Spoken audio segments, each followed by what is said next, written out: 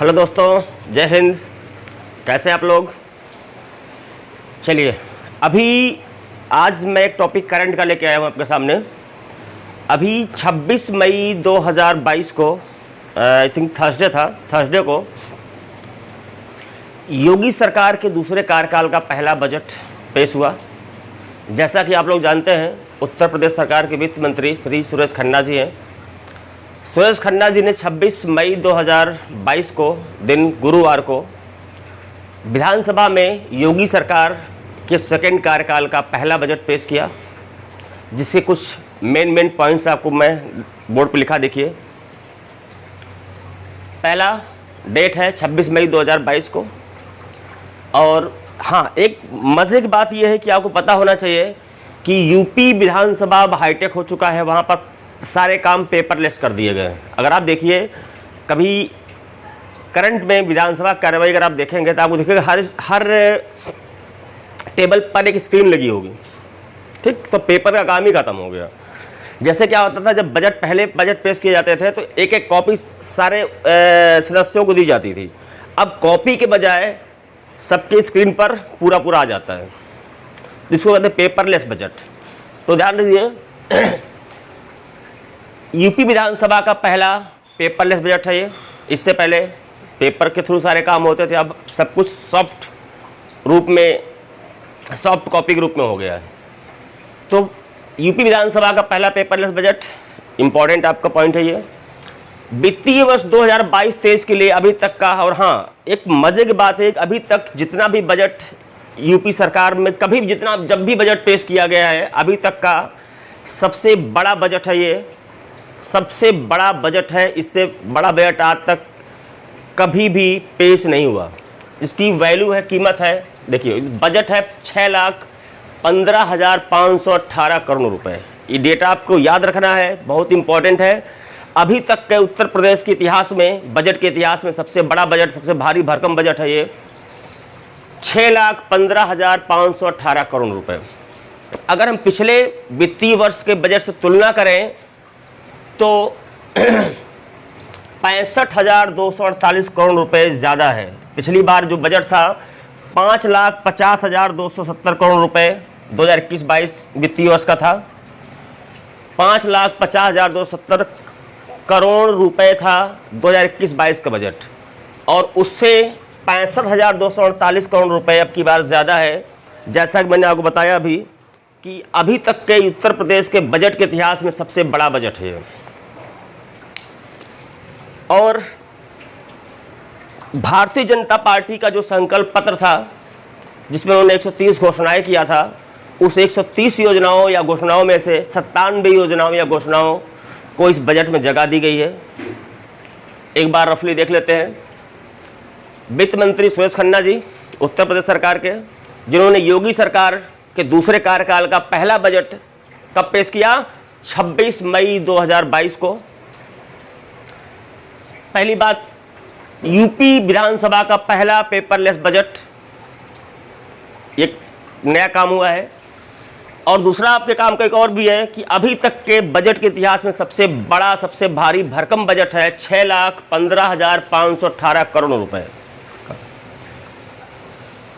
तुलना करिए दोनों, लास्ट वित्तीय वर्ष और अब की फाइनेंशियल ईयर में तुलना अगर आप करेंगे तो 65,248 करोड़ रुपए ज़्यादा है।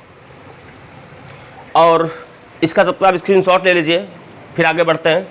इसकी विशेषताएं, इसमें किन किन योजनाओं, मेन जो योजनाएं हैं, किस मद में, किस योजना में कितना बजट आवंटित किया गया है, उसको चर्चा कर लेते हैं। तब तक इसका आप स्क्रीनशॉट ले लीजिए।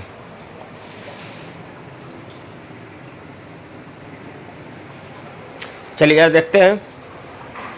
अच्छा देखिए कि इस वित्तीय वर्ष 2022-23 के लिए किन किन योजनाओं, कौन कौन सी मेन योजनाएं हैं और उनके लिए क्या क्या कितना बजट आवंटित किया गया है।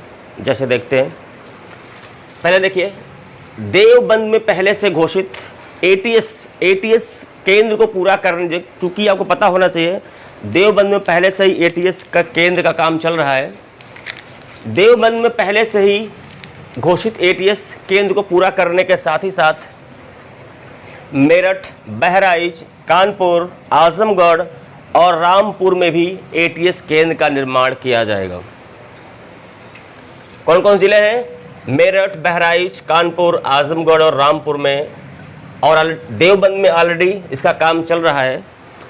तो इतने ज़िले हैं जहां पर एटीएस केंद्र स्थापित किया जाएगा।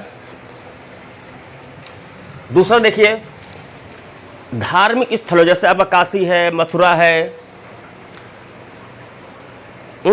या ऐसे भी जो हमारे ऐतिहासिक स्थल वगैरह है, ताजमहल है, लाल किला वगैरह है, इनकी सुरक्षा के लिए देखिए, जैसे धार्मिक स्थलों, न्यायालयों, मेट्रो स्टेशनों, ऐतिहासिक स्थलों जो हमारे अंतर्राष्ट्रीय महत्व के, जैसे ताजमहल है, कुतुब मीनार है, लाल किले हैं, लाल किला है, या जो कुछ भी जो ऐतिहासिक चीज़ें हमारी हैं, एयरपोर्ट और अन्य महत्वपूर्ण स्थानों की सुरक्षा के लिए उत्तर प्रदेश विशेष सुरक्षा बल उत्तर प्रदेश विशेष सुरक्षा बल के लिए 276.66 करोड़ रुपए का बजट आवंटित किया गया है इनकी सुरक्षा के लिए। अब जरा आते हैं 112 एवं ऐसे ही जितनी भी आकस्मिक सेवाएं या इमरजेंसी सेवाएं हैं उसके अपग्रेडेशन के लिए, अपग्रेड करने के लिए उसको 730.88 करोड़ रुपए का प्रावधान किया गया इस बजट में। अगला है देखिए, महिलाओं की सुरक्षा के लिए लखनऊ, गौतम बुद्ध नगर, आगरा, गोरखपुर और प्रयागराज। कौन कौन जिले हैं? लखनऊ, गौतम बुद्ध नगर, आगरा, गोरखपुर और प्रयागराज में सेफ सिटी परियोजना के लिए, इसको ध्यान रखना, सेफ सिटी परियोजना के लिए इस बजट में किस किस जिलों के लिए ये आवंटन किया गया है? तो सेफ सिटी परियोजना के लिए 523.34 करोड़ रुपए का आवंटन किया गया है।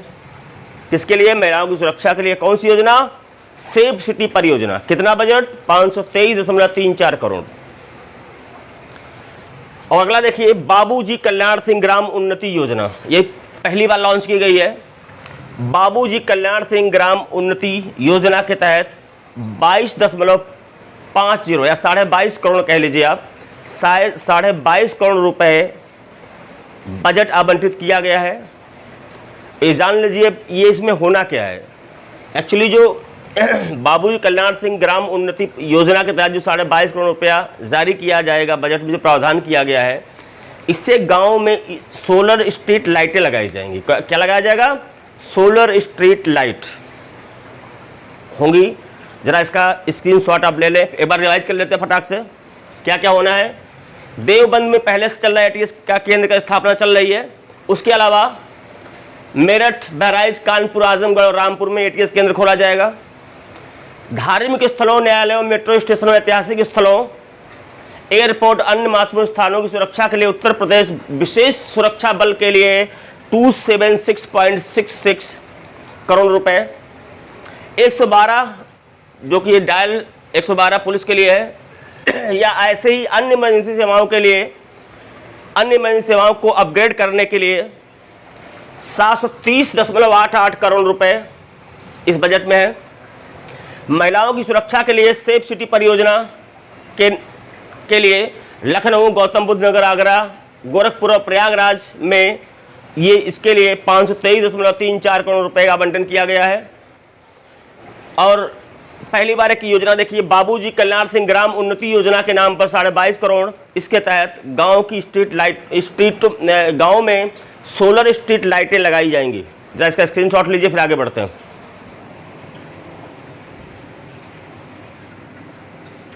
चलिए अब आगे देखते हैं। आइए, अगला हमारा जो पॉइंट इसमें है, बुजुर्ग पुजारियों, संतों और पुरोहितों की देखभाल के लिए एक बोर्ड की स्थापना की जाएगी। एक बोर्ड की स्थापना की जाएगी। बोर्ड की स्थापना की जाएगी जिसके लिए 1 करोड़ रुपए बजट का प्रावधान किया गया है। लघु सिंचाई योजना के तहत 1000 करोड़ रुपए आवंटित किए गए हैं। 2050 में जो महाकुंभ होगा प्रयागराज में, 2025 में महाकुंभ जो होगा प्रयागराज में, उसके लिए 100 करोड़ रुपए का बजट आवंटित किया गया है। उज्ज्वला योजना जिसमें सिलेंडर गरीबों को दिया जाता है के तहत 3,302 करोड़ रुपए का प्रावधान किया गया है।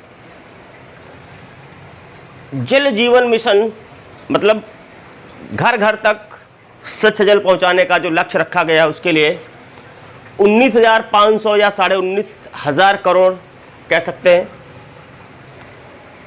आगे देखिए, ये आवंटित किया गया है। महिला सामर्थ्य योजना के तहत हर जिले में एक साइबर हेल्प डेस्क की स्थापना की जाएगी, जिसके लिए 72.5 करोड़ रुपए 72.50 करोड़ का प्रावधान किया गया है। लघु एवं छोटे उद्योग के लिए, जिसको आप MSME कह सकते हैं, के लिए मिशन शक्ति योजना के तहत, मिशन शक्ति योजना काफ़ी चर्चा में रहा है। ये मिशन शक्ति योजना के तहत महिलाओं की सुरक्षा और सशक्तिकरण के लिए 20 करोड़ रुपए आवंटित किए गए हैं। एक देखिए, स्वामी विवेकानंद युवा शक्तिकरण योजना जो कि दिसंबर 21 में चालू की गई है, 2021 में। स्वामी विवेकानंद युवा शक्तिकरण योजना के तहत 1500 करोड़ रुपए आवंटित किया गया है, जिसमें युवाओं को स्किल्स वगैरह डेवलप करने के बारे में है। एक चीज़ पहली बार देखिए है, जो नए नए युवा वकील कोर्ट में प्रैक्टिस के लिए आते हैं उनके लिए कहा गया है, पहले 3 वर्षों के लिए युवा वकीलों द्वारा पुस्तकों एवं पत्रिकाओं की खरीद के लिए 10 करोड़ रुपए। हाँ, एक चीज़ और है, बनारस में या वाराणसी में एक अंतर्राष्ट्रीय क्रिकेट स्टेडियम बनाया जाना है, जिसके लिए 95 करोड़ रुपए बजट आवंटित किया गया है। 95 करोड़ रुपए का बजट आवंटित किया गया है। और एक और खास बात है, मेजर ध्यानचंद स्पोर्ट्स विश्वविद्यालय के निर्माण के लिए 50 करोड़ रुपए। मेजर ध्यानचंद स्पोर्ट्स यूनिवर्सिटी के निर्माण के लिए 50 करोड़ रुपए का बजट का प्रावधान किया गया है। एक बार सही नज़र डाल देते हैं। पुजारियों, संतों, पुरोहितों जो कि बुजुर्ग टाइप के लोग हैं, इनके लिए, इनकी देखभाल के लिए एक बोर्ड बाबा जी की सरकार में स्थापित किया जाएगा, योगी जी की सरकार में, जिसके लिए 1 करोड़ रुपए बजट का प्रावधान किया गया। उज्ज्वला योजना के तहत 3,302 करोड़ रुपए, 3,202 करोड़, 3,302 करोड़। लघु सिंचाई योजना के तहत 1000 करोड़। महाकुंभ 2025 के लिए 100 करोड़। जल जीवन मिशन 19,500 करोड़। महिला सामर्थ्य योजना के तहत साइबर हेल्प डेस्क स्थापित करने के लिए हर जिले में 72.5 करोड़। महिलाओं की सुरक्षा सशक्तिकरण के लिए लघु एवं छोटे उद्योग के लिए मिशन शक्ति योजना के तहत 20 करोड़। स्वामी विवेकानंद युवा शक्तिकरण योजना के नाम पर 1500 करोड़। वाराणसी में क्रिकेट, अंतर्राष्ट्रीय क्रिकेट स्टेडियम के लिए 95 करोड़। और मेजर ध्यानचंद स्पोर्ट्स विश्वविद्यालय निर्माण के लिए 50 करोड़। ये था योगी सरकार 2 या योगी सरकार का दूसरा कार्यकाल का पहला बजट, जिसमें ये मेन प्रोविज़न आपको दिख रहे हैं। मेन जो बजट, जो मेन मुद्दों पर है, जो मेन है, वो मैंने दिखा दी, आपको बता दी है। इस बजट की खास समरी यही है। अब सरकार कहती है बजट अच्छा है, विपक्ष कहता है बजट नहीं, बंटवारा है। अब क्या है क्या नहीं है, ये देखना आगे चल के कि क्या मिलता है पब्लिक को, क्या मिलता है युवाओं को, क्या मिलता है बुजुर्गों को, क्या मिलता है सबको। तो ये है हमारे माननीय योगी जी, मुख्यमंत्री उत्तर प्रदेश के वित्त मंत्री सुरेश खन्ना जी द्वारा 26 मई को पेश किया गया हमारे प्रदेश, उत्तर प्रदेश का बजट। और हम समझते हैं ये आपको समझ में आया होगा। इसको एक बार इसका स्क्रीनशॉट ले लीजिए। चलिए, और अभी तक जैसा मैंने बोला था, अभी तक का सबसे पहला पेपरलेस बजट रहा यूपी का। इससे पहले पूरा दस्तावेज लेके लोग आते थे। पहली बार विधानसभा हाईटेक की गई है, पेपरलेस बजट पेश किया गया है। और साथ ही में अभी तक, जैसा मैंने पहले बताया आपको, अभी तक का जो है उत्तर प्रदेश के बजट के इतिहास में सबसे बड़ा बजट है ये। तो इसके आंकड़े आपके सामने हैं, आप इसको देखिएगा। और हाँ भाई, और आप लोगों से हमारा एक छोटा सा निवेदन है और आग्रह है कि इस वीडियो को ज़्यादा से ज़्यादा दोस्तों मित्रों में शेयर करिए, लाइक कराइए, सब्सक्राइब करवाइए। बस इतनी उम्मीद करते हैं। इससे लगता अगर कि हाँ हम लोग मेहनत कर रहे हैं आपके लिए, तो आप भी हमें कोऑपरेट कर रहे हैं। और आप ही लोग हो जो प्रचार करते हो, तो उम्मीद करते हैं आप लोग सहयोग करिए। चलिए फिर मिलते हैं अगली वीडियो में, तब तक के लिए जय हिंद।